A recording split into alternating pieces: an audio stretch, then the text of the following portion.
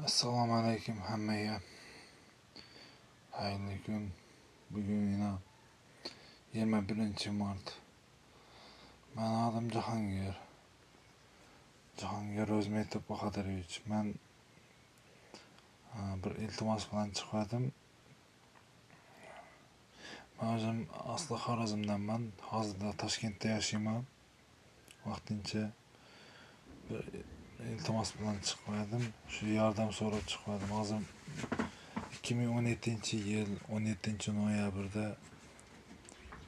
Rossiyadan kelishim Qozog'istonda avariya bo'ldi. Ikkinchi guruh birimlik nogiron bo'lib qoldim. Bosqichma-bosqich operatsiyalar bo'ldi. Endi hozirda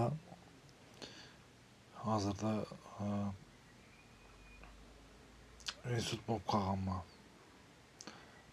O'tgan yili 11-noyabrda 3-bosqich insult deb berdilar. O'zbekiston ahlidan, butun musulmonlar ahlidan yordam so'rayacak edim.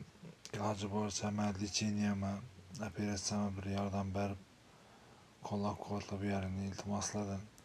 Hamma isbot dalillarim bor, dokumentlarim bor. Hammasini tashlab beraman.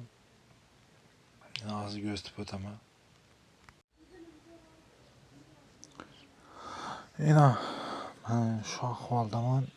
Chap oyog'im bir tarafim 35-40 santimetrda kalta bo'lib qolgan.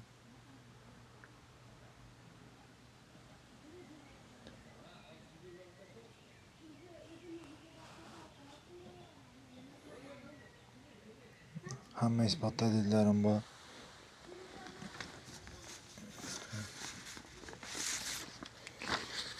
Beni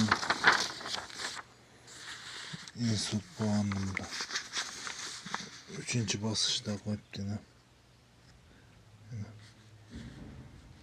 1-daraja xavf 3-bosqich.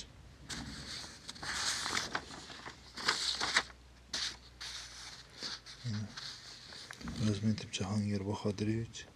Hamma donirlarim bor. Bu yana rengi hozir. Mana bela hozir. Hammasini to'liq ko'rsatib o'taman.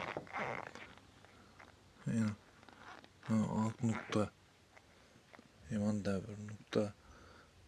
Xullas 3 oydan zakрыть перелом bo'lgan.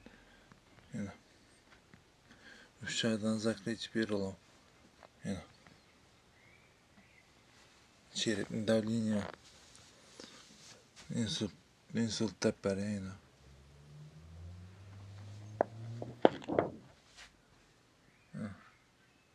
Hamma donirlarim.